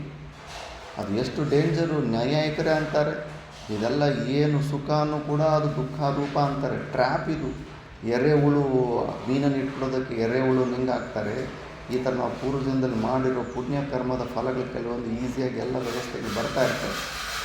ಆ ವ್ಯವಸ್ಥೆಗಳಿಗೆ ನಾವು ಅಭ್ಯಾಸ ಮಾಡ್ಕೊಂಡ್ಬಿಟ್ರೆ ಮತ್ತೆ ಅದು ಕ್ಯಾಚ್ ಇಟ್ಕೊಂಡ್ಬಿಡ್ತವೆ. ಬ್ರಿಟಿಷರು ಏನು ಮಾಡಿದ್ರು, ಫಸ್ಟು ಅವ್ರಿಗೆ ಟೀಯನ್ನು ಸೇಲ್ ಮಾಡಬೇಕಾಗಿತ್ತು. ಕುಡುಕರು ತುಂಬಾ ಕಡಿಮೆ ಇದ್ದರು. ತುಂಬ ವರಸ್ಟ್ ಆಗಿರೋರು ಎಲ್ಲೋ ನಾಟಿ ಸಾರೆ ಅಂಥದ್ದು ಕುಡಿತಾಯಿದ್ರು. ಈ ಇಂಗ್ಲೀಷು ವೈನ್ಸ್ ಅನ್ನೋದು ಏನು ಇಲ್ಲೇ ಇಲ್ಲ ಭಾರತ ದೇಶದಲ್ಲಿ. ಮತ್ತು ಅವರು ಆಗಲೇ ಅವ್ರ ದೇಶದಲ್ಲೆಲ್ಲ ಅದರಿಂದ ಒಳ್ಳೆ ಬಿಸ್ನೆಸ್ ಆಗಿ ಅದರಿಂದ ಇನ್ಕಮ್ ಜನ್ರೇಟ್ ಆಗ್ತಾಯಿತ್ತು. ಅವ್ರೇನು ಮಾಡಿದ್ರು, ಫಸ್ಟು ಚಾಯನ್ನು ಫ್ರೀಯಾಗಿ ಹಂಚಿದ್ರು. ಸುಮಾರು 2-3 ತಿಂಗಳು ಎಲ್ಲ ಜಾಗದಲ್ಲಿ ಫ್ರೀಯಾಗಿ ಹಂಚಿ ಲಿಕ್ಕರ್ಸನ್ನು ಕೂಡ ಫುಲ್ ಫ್ರೀಯಾಗಿ ಹಂಚಿದ್ರು ಕುಡಿಯೋದಲ್ಲ. ಅವ್ರಿಗೆ ಗೊತ್ತಿತ್ತು ಒಂದು ಸತಿ ಅಭ್ಯಾಸ ಆದಮೇಲೆ ಮತ್ತೆ ಬಿಡೋದಕ್ಕಾಗೋದಿಲ್ಲ ಎಲ್ರಿಗೂ ಅಂತ. ಅವ್ರಿಗೆ ಗೊತ್ತಾಗ್ತಾಯಿದೆ ಟ್ರಿಕ್ಸ್, ನಮಗೆ ಗೊತ್ತಾಗ್ತಾಯಿಲ್ಲ ನಮ್ಮ ವೀಕ್ನೆಸ್ ಏನಂದು. ಬಿಸ್ನೆಸ್ ಮ್ಯಾನಿಗೆ ಗೊತ್ತಾಗ್ತಾಯಿದೆ. ಅವರು ಆವತ್ತು ಮಾಡಿದ್ದ ಕೆಲಸ ಇವತ್ತು ಏನು ಚಾಯ್ ಎಷ್ಟು ಮಟ್ಟಕ್ಕೆ, ಲಿಕ್ಕರ್ ಯಾವ ಮಟ್ಟಕ್ಕೆ, ಕೊರೋನಾ ಸಮಯದಲ್ಲಿ ನೋಡಿದ್ವಲ್ಲ ಏನೆಲ್ಲ ಅಟ್ರಾಸಿಟೀಸ್. ಅಂಥ ಸಮಯದಲ್ಲೂ ಕೂಡ ಕುಡುಕರು ಅದನ್ನು ಬಿಡೋದಕ್ಕಾಗೋದಿಲ್ಲ. ಆ ಮಟ್ಟಕ್ಕೆ ಅದು ಅಭ್ಯಾಸ ಆಗಿಬಿಟ್ಟಿರುತ್ತೆ. ಮತ್ತು ಅದಕ್ಕೆ ಜೀವನ್ಮುಕ್ತ ಪುರುಷನು ವಿಷಯಗಳಲ್ಲಿರೋ ಭೋಗದ ಅಭ್ಯಾಸ ಮಾಡಿಸೋದಿಲ್ಲ. ನಾನು ಒಂದು 5-6 ಜನ ಈಗಲೂ ಕೂಡ ನೋಡಿದ್ದೀನಿ. ಎಲ್ಲವೂ ಕೂಡ ತಾನಾಗಿ ತಾನೇ ಪ್ರಾಪ್ತ ಆಗ್ತಿದ್ದರೂ ಕೂಡ ರಿಜೆಕ್ಟ್ ಮಾಡ್ತಾರೆ. ಅಷ್ಟು ಸಾಮರ್ಥ್ಯ ಇದೆ. ಒಪ್ಕೊಳ್ಳೇಬೇಕು ನಮ್ಮಲ್ಲಿ ವೈರಾಗ್ಯ ಕಡಿಮೆ ಇದೆ, ಅವರಲ್ಲಿ ಹೆಚ್ಚಿದೆ ಅಂದ್ಬಿಟ್ಟು. ಅವ್ರ ಪಕ್ಕದಲ್ಲೇ ಕೂತಿರ್ತೀವಿ, ಭಂಡಾರದ ತಕ್ಷಣ ನಾವು ರಿಸೀವ್ ಮಾಡ್ತಿರ್ತೀವಿ, ಅವನು ರಿಸೀವ್ ಮಾಡೋದಿಲ್ಲ. ಯಾಕಂದ್ರೆ ಅವನಿಗೆ ಅದರ ಅವಶ್ಯಕತೆಯೂ ಇಲ್ಲ. ನಮ್ಮ ಹತ್ರ ಕಾರಣಗಳಿರ್ತವೆ, ಮೆಡಿಸಿನ್ ಅಂತೆ, ಆ ಪುಸ್ತಕ ಅಂತೆ, ಅದಂತೆ ಇದಂತೆ. ಅವನು ನಮ್ಮ ಥರನೇ ಸಮಾನವಾಗಿದ್ದು ಅವನು ಅಭ್ಯಾಸ ಶ್ರವಣಮನನೇ ಮಾಡ್ತಾ ಇರ್ತಾನೆ. ನಮಗೇನು ಪ್ರಯೋಜನ ಸಿದ್ಧಿ ಆಗ್ತದೆ ಶ್ರವಣಮನ, ಅವನು ಆ ಪ್ರಯೋಜನ ಸಿದ್ಧಿ ಇನ್ನೂ ಹೆಚ್ಚಾಗಿ ಮಾಡ್ಕೊತಾ ಇರ್ತಾನೆ. ಬಟ್ ನಮಗೆ ಇದರ ಅವಶ್ಯಕತೆ ಇದೆ, ಅವನಿಗೆ ಅವಶ್ಯಕತೆ ಇಲ್ಲ. ಇದರಲ್ಲೇ ಗೊತ್ತಾಗ್ಬಿಡುತ್ತೆ ಇನ್ನೂ ಅನಾತ್ಮ ವಸ್ತುಗಳನ್ನ ತಿರಸ್ಕಾರ ಮಾಡುವಷ್ಟು ಸಾಮರ್ಥ್ಯ ಸರಿಯಾಗಿ ಬಂದಿಲ್ಲ. ಅದು ಇವೆಲ್ಲ ನೋಡಿಕೊಂಡು ನಾವು ಎಲ್ಲಿದ್ದೀವಿ ಅಂತ ಚೆಕ್ ಮಾಡ್ಕೊತಾ ಇರಬೇಕು. ಈ ಥರ ಅಷ್ಟೇ ಮಿನಿಮಮ್ ಮೇಂಟೆನೆನ್ಸ್ ಏನು ಶರೀರ ನಿರ್ವಹಣೆ ಸಲುವಾಗಿ. ಒಬ್ಬರು ಆಶುತೋಷ್ ಮಹಾರಾಜ್ ಅಂತಿದ್ದಾರೆ, ನಮ್ಮ ತಾತ ಗುರುಗಳ ಹತ್ರನೇ ಅವೆಲ್ಲ ಓದ್ಕೊಂಡಿದ್ದೆ. ಆಚಾರ್ಯರು ಕೂಡ ಆಗಿದ್ದರು. ನಮ್ಮ ಗುರುಗಳು ಮಹಂತ ಆದಮೇಲೆ ಫಸ್ಟು ಆಚಾರ್ಯರು ಅವರೇ ಆಗಿದ್ದರು. ಆಚಾರ್ಯ ಪದವಿಯಲ್ಲಿ ಕೂಡ 3 ವರ್ಷ ಅಲ್ಲಿ ಪಾಠ ಹೇಳ್ಕೊಟ್ಟು ಓಂಕಾರೇಶ್ವರಲ್ಲಿ. ಮತ್ತು ಅವ್ರಿಗೆ ಸ್ವಲ್ಪ ನರ್ಮದ ಪರಿಕ್ರಮ ಮಾಡಬೇಕಂದ್ಬಿಟ್ಟು ಒಂದು ಭಗವದ್ಗೀತೆ ಕೈಲಿ ಇಟ್ಕೊಂಡು ಆ ಭಗವದ್ಗೀತೆ ಭಾಷೆ ಪಾರಾಯಣ ಮಾಡ್ಕೊತ ಚಿಂತನೆ ಮಾಡ್ಕೊತ ಅಲ್ಲಲ್ಲಿ ಯಾರಾದರೂ ಭಕ್ತಿ ಸಿಗ್ತಾಯಿದ್ರು ಪ್ರವಚನ ಮಾಡ್ಕೊತ ಒಂದು ಸತಿ ಭಗವದ್ಗೀತೆ ಪುಸ್ತಕ ಇಟ್ಕೊಂಡು ಪರಿಕ್ರಮ ಮಾಡೋದು. ಮತ್ತೆ ಬಿಟ್ಟುಬಿಟ್ರು. ಇನ್ನಿಲ್ಲ, ಆಶ್ರಮದಲ್ಲೂ ಕೂಡ ಸುಮ್ಮನೆ ಅವರು ಆ ಆಚಾರ್ಯ ಪದವಿಯಲ್ಲಿದ್ದರೆಗೇನ ಇನ್ನೊಬ್ಬನಿಗೆ ಯಾರೋ ಒಬ್ಬ ಶಿಷ್ಯನಿಗೆ ಹೊಟ್ಟೆ ಉರಿ ಆಗ್ತಾ ಇರುತ್ತೆ. ಅಯ್ಯೋ, ಗುರುಗಳ ನಂತರ ಇವನು ಮತ್ತೆ ಮಹಂತ ಆಗ್ಬಿಡ್ತಾನೇನೋ, ನನಗೆ ಅವಕಾಶ ಸಿಗೋದಿಲ್ಲವೇನೋ ಅಂತ ಅವನು ದ್ವೇಷ ಮಾಡೋಕ್ಕೆ ಸ್ಟಾರ್ಟ್ ಮಾಡ್ತಾನೆ. ಯಾಕಂದರೆ ಅದು ಒಂದು ಪದವಿ ಅಲ್ಲ. ಅಲ್ಲಿ ಯಾರು ಆಚಾರ್ಯ ಪದವಿ ಇರ್ತಾರೆ ನೆಕ್ಸ್ಟು ಅವರು ಮಹಂತ ಆಗ್ತಾರೆ. ಆ ಥರ ಅನ್ನೆಸೆಸರಿ ದ್ವೇಷಗಳು ಹೆಚ್ಚು ಮಾಡ್ಕೊತಾ ಇದ್ರು. ಯಾಕಪ್ಪ ಅಂಥ ರಿಸ್ಕಿ ಯಾಕೆ ಅಂದ್ಬಿಟ್ಟು ಅವ್ರಿಗೆ ಮತ್ತೆ ಸಮಸ್ಯೆಗೆ ಕ್ರಿಯೇಟ್ ಮಾಡಿದ ಮೇಲೆ ಅವರು ಇದು ಕೂಡ ಒಂದು ದೊಡ್ಡ ಮಾಯೆ. ಮತ್ತು ನಾವು ಸಿಕ್ಕಾಪಟ್ಟೆ ಸುಪ್ತವಾಗಿ ಮಾಡಿರುವಂಥ ಆಸುರು ಸಂಪತ್ತಿಗಳನ್ನು ಹೊರಗಡೆ ತೆಗೆಸ್ತಾರೆ ಅಂದ್ಬಿಟ್ಟಿದ್ದು ಬಿಟ್ಟುಬಿಟ್ಟಿದ್ದನ್ನು ಪರಿವ್ರಾಜಕ ಜೀವನದಲ್ಲಿದ್ದಾರೆ. ಆವತ್ತಿನ ಸಂಕಲ್ಪ ಇನ್ನೂ ದುಡ್ಡು ಮುಟ್ಟೋದಿಲ್ಲ, ಅವರು ಸ್ವೀಟನ್ನು ಕೂಡ ಮುಟ್ಟೋದಿಲ್ಲ. ಯಾಕಂದರೆ ಸ್ವೀಟು ಕೂಡ ಸ್ವಲ್ಪ ನಿದ್ದೆ ತರಿಸ್ಬಿಡ್ತು, ತಮಗುಣ. ಮೊಸರು, ಸ್ವೀಟು ಇವೆಲ್ಲ ಕೂಡ ಸಾಧಕರು ಹೆಚ್ಚು ಧ್ಯಾನ ಜಪ ಮಾಡೋರು ಮುಟ್ಟೋದಿಲ್ಲ. ನಿದ್ದೆಯನ್ನು ತರಿಸೋ ಅಂಥದ್ದು ಮುಟ್ಟೋದಿಲ್ಲ ಅವರು. ನಾನು ನೋಡಿದೆ ಅವರು ಇವಾಗಲೂ ಕೂಡ ಅವ್ರಿಗೆ ಏನು ಎಲ್ಲ ಫಿಂಗರ್ ಟಿಪ್ಸಲ್ಲಿ ಇರುತ್ತೆ, ಎಲ್ಲ ಶಾಸ್ತ್ರ ಇಲ್ಲ. ಒಂದು ದಿವಸ ಕೂಡ ಅವರು ಸ್ವೀಟ್ ಹಾಕ್ಕೊಳ್ಳೇ ಇಲ್ಲ. 2 ರೋಟಿ, ಸ್ವಲ್ಪ ಅದು ದಾಲ್ ಅಂತಾರೆ, ದಾಲ್ ಹಾಕ್ಕೊತಾರೆ. ಹೆಚ್ಚು ವೆರೈಟಿಗಳು ಅದು ಪಕೋಡಿ ಗಿಕ್ಕೋಡಿ ಆಗಿರ್ತಲ್ಲ, ಅವು ಕೂಡ ಏನು ಮುಟ್ಟೋದಿಲ್ಲ. ಮಿನಿಮಮ್ ಅಷ್ಟೇ, ಎಷ್ಟು ಮಿನಿಮಮಲ್ಲಿ ಆಗ್ತಾ ಇರುತ್ತೋ ಅಷ್ಟೇ ಸಾಮರ್ಥ್ಯ. ಅಲ್ಲೇ ಒಂದೇ ಪ್ಲೇಸಲ್ಲಿ ಒಂದೇ ಆಶ್ರಮದಲ್ಲಿ ಅವರನ್ನು ನೋಡ್ತಾಯಿದ್ದೀವಿ, ನಮ್ಮನ್ನು ನೋಡ್ತಾಯಿದ್ದೀವಿ. ಒಬ್ಬೊಬ್ಬರು ಸಾಮರ್ಥ್ಯ ಅವರು ಆ ಥರ ಚೆಕ್ ಮಾಡ್ಕೋಬೇಕು ನಾವು ಎಲ್ಲಿದ್ದೀವಿ ಅಂತ, ನಮಗಷ್ಟು ಸಾಮರ್ಥ್ಯ ಇದೆ ಅಂತ. ಆ ಥರ ಸ್ಥಿತಪ್ರಜ್ಞ ಪುರುಷರು ಅವರು ಹೆಚ್ಚು ಆ ಥರ ಏನು ಪರಿಗ್ರಹ ಇರೋದಿಲ್ಲ. ಬರ್ತಾ ಇರುತ್ತೆ ಅವ್ರ ಹತ್ರ ಬಂದರೂ ಕೂಡ ಈ ಥರ ಏನಾದರೂ ಲೋಕ ಕಲ್ಯಾಣ ಸಾರ್ಥಕವಾಗಿ ಅಲ್ಲಿ ತಿಳಿಸ್ಬಿಡ್ತಾರೆ ಹೊರತು ಅವರು ಸ್ವಾರ್ಥಕ್ಕಾಗಿ ಏನು ಹೆಚ್ಚು ಉಪಯೋಗ ಮಾಡೋದಿಲ್ಲ. ಅಷ್ಟು ಇದಿರ್ತಾರೆ. ಈ ಥರ ಯಾರು ಜೀವನ್ಮುಕ್ತ ಪುರುಷನು ಆ ಥರ ಇಂದ್ರಿಯಗಳನ್ನು, ಆ ವಿಷಯಗಳು ಬಂದುಬಿಡ್ತಾ ಇರ್ತವೆ. ಆ ಬಂದಾಗ ಕೂಡ ಅವನು ಹಂಗೆ ಇಂದ್ರಿಯಗಳನ್ನು ಕಂಟ್ರೋಲ್ ಮಾಡಿಕೊಂಡು ಅದನ್ನು ರಿಜೆಕ್ಟ್ ಮಾಡಿಬಿಡ್ತಾ ಇರ್ತಾನೆ. ಭಾಷೆ ಓದಿದ್ವಾ? ಇಲ್ವಲ್ಲ.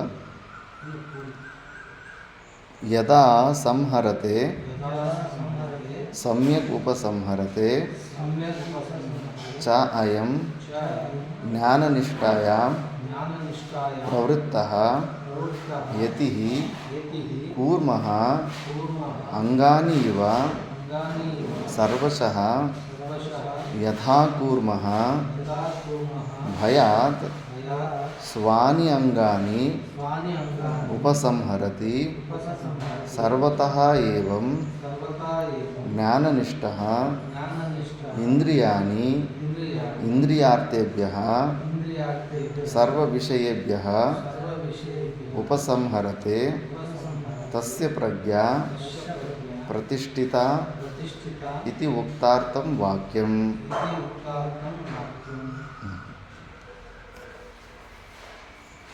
ಯದಾ ಸಂಹರತಿ ಸಮ್ಯಕ್ ಉಪಸಂಹರತಿ ಚ ಅಯಂ ಜ್ಞಾನನಿಷ್ಠಾಯಾಂ ಪ್ರವೃತ್ತಃ ಯತಿಃ ಕೂರ್ಮಃ ಅಂಗಾನಿ ಇವ ಸರ್ವಶಃ ಯಥಾ ಕೂರ್ಮೋ ಭಯಾತ್ ಸ್ವಾನಿ ಅಂಗಾನಿ ಉಪಸಂಹರತಿ ಸರ್ವತಃ ಏವಂ ज्ञाननिष्ठ इन्द्रियाणि इन्द्रियार्थेभ्यः सर्वविषयेभ्यः उपसंहरते तस्य प्रज्ञा प्रतिष्ठिता इति उक्तार्थं वाक्यम् उक्तार्थं वाक्यम्।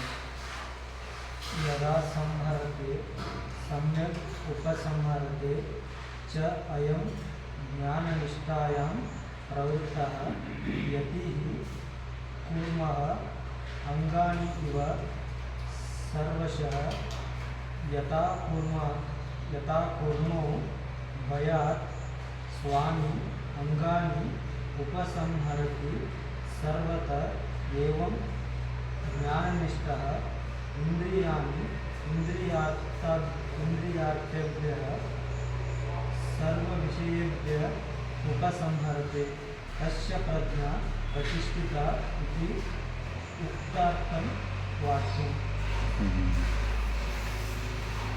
यदा संहरते सम्यक् उपसंहरते च ಅಯಂ ಜ್ಞಾನನಿಷ್ಠಾಯಂ ಪ್ರವೃತ್ತಃ ಯತಿಃ. ಇಲ್ಲಿ ನೋಡಿ, ಇಲ್ಲಿ ಮುಮುಕ್ಷು ಕೂಡ ಜ್ಞಾನನಿಷ್ಠಾ ಸಲುವಾಗಿ ಯಾರು ಪ್ರಯತ್ನ ಮಾಡ್ತಾ ಇದ್ದಾನೋ ಅವನು ಕೂಡ ಈ ಸ್ಥಿತಿ ಬಂದಿದೆ ಅಂದ್ರೇ ಅವನು ಪ್ರಯತ್ನ ಮಾಡೋ ಮುಮುಕ್ಷು ಅಂತ ಕೂಡ ಅವನಿಗೆ ಹೇಳೋದಕ್ಕಾಗುತ್ತೆ. ಇಲ್ಲಾಂದರೆ ಅವ್ನು ಮುಮುಕ್ಷು ಅಂತ ಕೂಡ ಹೇಳೋದಕ್ಕಾಗೋದಿಲ್ಲ ಅಂತ. ಕೂರ್ಮಃ ಅಂಗಾನಿ ಇವ ಸರ್ವಶಃ ಯಥಾ ಕೂರ್ಮಃ ಭಯಾತ್ ಸ್ವಾನಿ ಅಂಗಾನಿ ಉಪಸಂಹರತಿ. ಹೇಗೆ ಆಮೆ ಭಯದಿಂದ ಸಡನ್ನಾಗಿ ಎಲ್ಲ ಇಂದ್ರಿಯ ಟಕ್ ಅಂತ ಒಳಗಡೆ ಹೇಳ್ಕೊಂಡ್ಬಿಡುತ್ತೋ, ಈ ಭೋಗಗಳು ಬಂದಾಗ ಇಂದ್ರಿಯಾರ್ಥೇಭ್ಯ ಸರ್ವ ವಿಷಯೇಭ್ಯ ಉಪಸಂಹರತಿ. ಅವನು ವಿತ್ಡ್ರಾ ಮಾಡ್ಕೊಂಡ್ಬಿಡ್ತಾನೆ. ಅಲ್ಲಿ ಗೊತ್ತಾಗ್ಬಿಡುತ್ತೆ ಅವನು ಜ್ಞಾನನಿಷ್ಠೆ ಯಾವ ಮಟ್ಟಕ್ಕಿದೆ ಅಂದ್ಬಿಟ್ಟು. ಎಷ್ಟೋ ಗುರುಗಳು ವೆರೈಟಿ ಊಟಗಳನ್ನು ಹಾಕ್ಬಿಟ್ಟು ಚೆಕ್ ಮಾಡ್ತಾರೆ, ಹೆಂಗಿದೆ ಇವನ ಕಂಟ್ರೋಲ್, ಜಿಹ್ವದ ಮೇಲೆ ಕಂಟ್ರೋಲ್ ಏನಿದೆ ಅಂದ್ಬಿಟ್ಟು. ಬೇಕಂತ 10-15 ವೆರೈಟಿ ಎಲ್ಲ ಮಾಡಿ ಕೂಡ ಹಾಕಿ ಟೆಸ್ಟ್ ಮಾಡ್ತಾ ಇರ್ತಾರೆ. ಯಾವುದರಲ್ಲಿ ಇವನು ಆಸಕ್ತಿ, ಯಾವ ಇಂದ್ರಿಯದಲ್ಲಿ ವೀಕ್ನೆಸ್ ಇದೆ ಅಂದ್ಬಿಟ್ಟು. ಆ ಥರ ಕೂಡ ಜೀವನ್ಮುಕ್ತ ಪುರುಷ ಚರಿತ್ರೆಯಲ್ಲಿ ಬರುತ್ತೆ. ಇರಬೇಕು. ಅವನು ಇಲ್ಲ, ಅವನಿಗೆ ಹೆಚ್ಚು ಆದದ್ದು ಅದು ಅನವಶ್ಯಕತೆ ನನ್ನ ಶರೀರಕ್ಕೆ ಅಂದಮೇಲೆ ಅವನು ರಿಜೆಕ್ಟ್ ಮಾಡಿಬಿಡ್ತಾನೆ. ನಾನು ಮೈಸೂರಲ್ಲಿ ನೋಡಿದ್ದೀನಿ ಸ್ವಾಮೀಜಿ, ಅವ್ರದ್ದು ಟಿಫಿನ್ ಬಾಕ್ಸ್ ಇತ್ತು. ಆ ಟಿಫಿನ್ ಬಾಕ್ಸಲ್ಲಿ ಒಂದು ದಿವಸ ಏನಾದರೂ ಆವಾಗ ಏನಾದರೂ ಒಂದು ದಿವಸ ಏನಾದರೂ ಬಜ್ಜಿನ ಏನಾದರೂ ಒಂದು ಎಕ್ಸ್ಟ್ರಾ ಐಟಮ್ ಮಾಡಿದ್ರಾಗ ಆವತ್ತಿನ ಒಂದು ರೊಟ್ಟಿ ಪಕ್ಕಕ್ಕೆ ತೆಗೆದುಬಿಡ್ತಾನೆ. ಒಂದು ಐಟಮ್ ಎಕ್ಸ್ಟ್ರಾ ತೊಗೊಂಡ್ರಾಗ ಇನ್ನೊಂದು ತೆಗೆದು ವಾಪಸ್ ಕೊಟ್ಬಿಡ್ತಾನೆ. ಅಷ್ಟೇ ಕಂಟೆಂಟ್. ಇಷ್ಟು ತೂಕ ಅಂದರೆ ಇಷ್ಟೇ ತೂಕ ಸಾಕು. ಎಲ್ಲ ಹೊಸ ವೆರೈಟಿಗಳು ನಮಗೆ ಟೆಂಪ್ಟಿಂಗ್ ಆಗ್ಬೋದು. ಬಟ್ ಅವ್ರಿಗೆ ಇಂದ್ರಿಯ ನಿಗ್ರಹ ಇರೋರಿಗೆ ಅವ್ರಿಗೆ ಆ ಸಾಮರ್ಥ್ಯ ಇರುತ್ತೆ. ಬೇಡ ಅಂದರೆ ಬೇಡ, ಇಷ್ಟೇ ಅಂದರೆ ಲಿಮಿಟ್ ಅಂದರೆ ಲಿಮಿಟ್. ಆ ಥರ ಅವ್ರದ್ದು ಪಂಕ್ಚುಯಾಲಿಟಿ ಕೂಡ ನೋಡ್ತಿದ್ದೆ. ಡೈಲಿ ಬೆಳಗ್ಗೆ 5 ಗಂಟೆ ಆಗಿದ್ರೆ ಕರೆಕ್ಟಾಗಿ ಲೈಟ್ ಆನ್ ಆಗ್ತಾಯಿತ್ತು ರೂಮಲ್ಲಿ. 10 ಗಂಟೆ ಆಯ್ತಂದ್ರೆ ಈಗ ಕರೆಕ್ಟಾಗಿ ಒಂದು 5-6 ಸೆಕೆಂಡ್ ಹೆಚ್ಚು ಕಡಿಮೆ ಅಷ್ಟೇ, ಕರೆಕ್ಟಾಗಿ 10 ಗಂಟೆಗೆ ಲೈಟ್ ಆಫ್ ಆಗಿಬಿಡ್ತಾಯಿತ್ತು. ಅಷ್ಟು ಡಿಸಿಪ್ಲಿನ್ನು, ಅಷ್ಟು ಕಂಟ್ರೋಲಾಗಿ, ಅಷ್ಟು ಕಂಟ್ರೋಲ್ ಇದೆ. ಅಭ್ಯಾಸ ಮಾಡಿಕೊಂಡ್ರೆ ಹಂಗೆಲ್ಲ ಬರ್ತಾ ಇರುತ್ತೆ ಅದು. ಈ ಥರ ಯಾರಿರ್ತಾನೋ ಅವನು ತಸ್ಯ ಪ್ರಜ್ಞಾ ಪ್ರತಿಷ್ಠಿತ ಇತಿ ಉಕ್ತಾರ್ಥಂ ವಾಕ್ಯಂ. ಆವಾಗ ಅವನು ಪ್ರತಿಷ್ಠಿತ ಅಂದರೆ ಜ್ಞಾನನಿಷ್ಠೆಯಲ್ಲಿ, ಆ ಸ್ಥಿತಿಯಲ್ಲಿ, ಜೀವನ್ಮುಕ್ತಿ ಸ್ಥಿತಪ್ರಜ್ಞೆ ಸ್ಥಿತಿಯಲ್ಲಿ ಇದ್ದಾನೆ ಅಂತ ನಾವು ಅರ್ಥ ಮಾಡ್ಕೋಬೇಕು. ಮಿಕ್ಕಿದ್ದು ನಾವು ನೆಕ್ಸ್ಟ್ ಕ್ಲಾಸಲ್ಲಿ ನೋಡೋಣ. ಓಂ ಪೂರ್ಣಮದ ಪೂರ್ಣಮಿದಂ ಪೂರ್ಣಾತ್ ಪೂರ್ಣಮುದಚ್ಯತೆ ಪೂರ್ಣಸ್ಯ ಪೂರ್ಣಮಾದಾಯ ಪೂರ್ಣಮೇವಾವಶಿಷ್ಯತೆ.